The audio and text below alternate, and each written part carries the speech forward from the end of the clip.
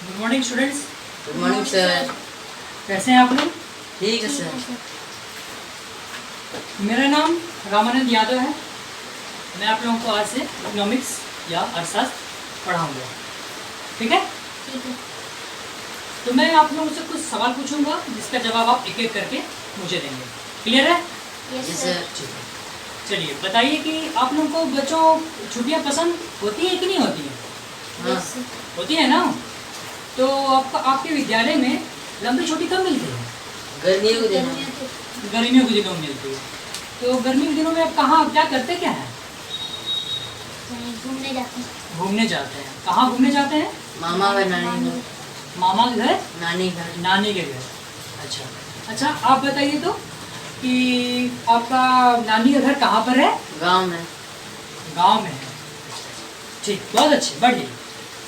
आप बताइए पालमपुर गांव के बारे में आप लोग कभी सुना है क्या? नहीं।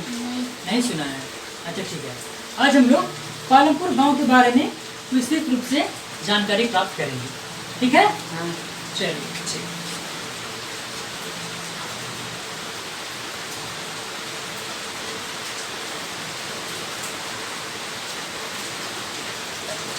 पालमपुर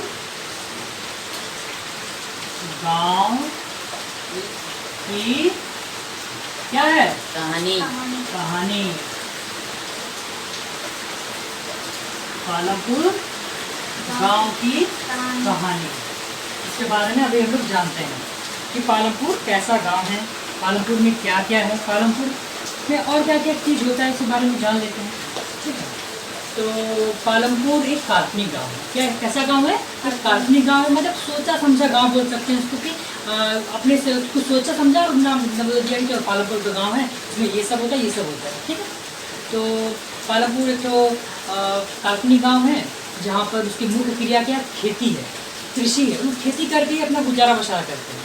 ठीक है? उनको मतलब खेती के द्वारा लोग जीते हैं, खेती के लिए सब कुछ करते हैं। ठीक है?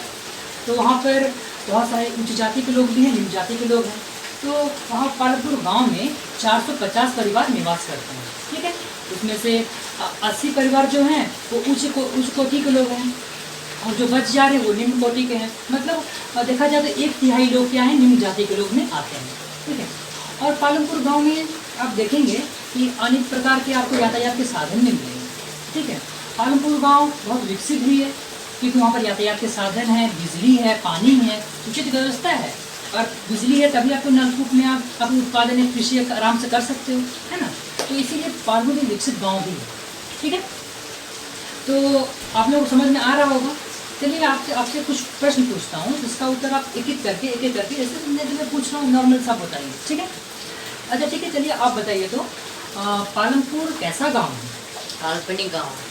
बहुत अच्छे, चलिए बैठ जाइए। आप बताइए पालमपुर गांव की मुख्य क्रिया क्या है? खेती। खेती है। बहुत अच्छे, इसका बहुत अच्छा। चलिए इसके लिए थोड़ा सा बहुत अच्छा। उसके बाद अगला प्रश्न आपका उत्तर आप बताइएगा। ठीक है? चलिए आप बताइए पालमपुर गांव में कितने परिवार निवास करते हैं? 450 परिवार। 450 परिवार। बहुत अच्छे, चलिए बैठ जाइए आप भी। ठीक है? पालमपुर गांव के बारे में हम लोग समझ लिए। पालमपुर गांव में उत्पादन कैसे होता है, उत्पादन के क्या क्या नियम है, उत्पादन किस प्रकार से होता है, इसके बारे में हम लोग थोड़ा सा समझेंगे। इसके समझने के लिए देखिए आप लोगों के लिए मैं चार्ट बनाया हूँ जिसको आप अच्छे से समझ सकते हैं इस चार्ट के माध्यम से। देखिए पालमपुर गाँव की कहानी क्या है? एक गाँव का दृश्य। पालमपुर गाँव इस तरह का दृश्य हो सकता है कि पालमपुर गाँव ऐसा है, क्योंकि काल्पनिक गाँव है ना, नॉर्मल सब। ठीक है? इसमें क्या होता है, देखिए आप खेती देख सकते हैं किस प्रकार की खेती ये लोग करते थे। इसमें आप लोग बहुत अच्छे से मेहनत करते हैं। देखिए हल चला के मेहनत कर रहे हैं। ठीक है? इस तरह से कर रहे हैं, कीटनाशक दवा का उपयोग कर रहे हैं, जिससे फिर जिससे क्या होगा, ये जब फसल का बहुत अच्छा से डेवलपमेंट होगा, है ना। और फिर देख सकते हैं कि यहाँ पर पालमपुर गाँव में, और पालमपुर गाँव में और क्या क्या है? विद्यालय भी है ना, विद्यालय भी है वहाँ पर। क्या चिकित्सालय भी है, जो हॉस्पिटल बोल सकते हैं। तो देखिए विद्यालय भी वहाँ पालमपुर गांव में उच्च विद्यालय भी है। ठीक है? अब हम लोग समझते हैं कि देखिए पालमपुर गांव में किस प्रकार से उत्पादन के लिए वस्तु और सेवा का उपयोग किस तरह से लिया जाता है। मतलब उत्पादन करने के लिए कुछ तो चाहिए ना, उत्पादन करने के लिए कैसा होता है। तो देखिए उत्पादन करने के लिए क्या है? पहला है भूमि। उत्पादन के लिए सबसे इम्पोर्टेंट क्या है? भूमि। और भूमि ही नहीं रहेगा तो उत्पादन हम लोग किस पे करेंगे? प्रोडक्शन किस पे होगा? भूमि पे होगा ना। प्रोडक्शन के लिए इसीलिए भूमि बहुत आवश्यक है। ठीक है, क्लियर? अब देखिए श्रम। भूमि तो मिल गया, उसमें काम करने के लिए श्रमिक चाहिए, फिर श्रम होना चाहिए तब ना काम होगा। श्रमिक के लिए श्रम हो गया। उसके बाद क्या है? भौतिक पूंजी। भौतिक पूंजी, भौतिक पूंजी किसको कहते हैं? भौतिक पूंजी वो हो गया जैसे औजार हो गया, मशीन हो गया, ठीक है, जिसमें हम लोग कार्य करते हैं, वो है भौतिक पूंजी। ठीक है, समझ में आ रहा है? Yes sir. ठीक है। अब चलिए मानव पूंजी। मानव पूंजी क्या होता है? मानव पूंजी क्या होता है? जिसमें भूमि, श्रम, भौतिक पूंजी का ऐसे इस्तेमाल एक मानव अपना मस्तिष्क से करता है, अपना कौशल से करता है, तो उस तरह से ये चीज होता है। ठीक है, समझ रहे हैं ना आप लोग?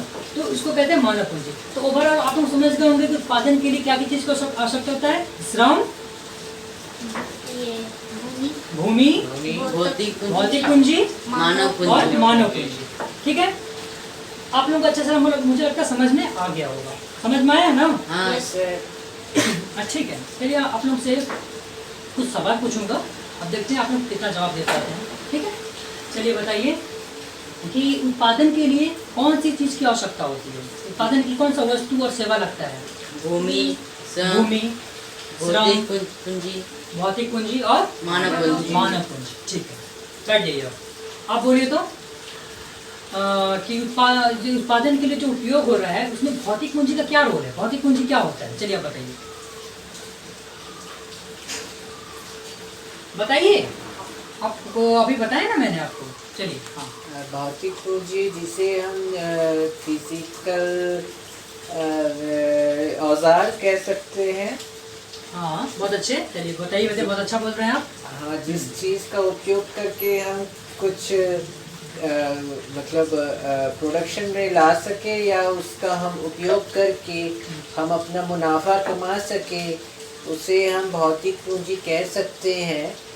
यानी कि जो चीज़ हम छू सकते हैं, टच कर सकते हैं, तो ये सारी चीज़ों से हम अपने फ़ायदे के लिए कुछ हम ला सकते हैं, तो उसे हम भौतिक पूंजी कह सकते हैं। बहुत अच्छे, बहुत अच्छा आपने कहा। जैसे आपने कहा, इनका बात आप सभी ने सुना। ठीक है, चलिए आप बताइए तो भौतिक पूंजी क्या किसे कह सकते हैं?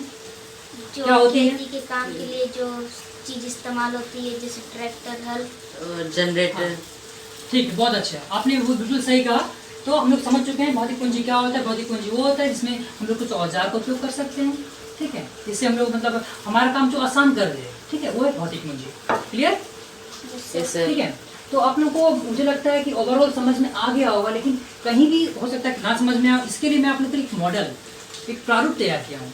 जैसा कि आप लोग यहाँ देख सकते हैं, ये है पालमपुर गांव का एक मॉडल। ठीक है, देखिए जैसे कि आप लोग देख सकते हैं कि पालमपुर गांव, ठीक है, पालमपुर गांव के अंदर क्या क्या है।